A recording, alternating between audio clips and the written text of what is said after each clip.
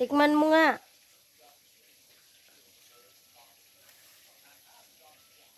Talagang mango.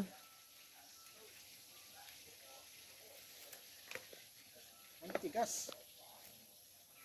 Mangga nga eh. Ayun yung hinog. Sira na Oh, yan. yan, may mga bulaklak siya oh. Ayan yung bunga niya. Oh. Chinese mango.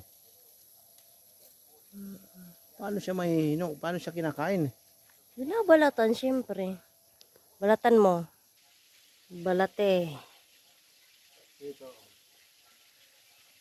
Ito.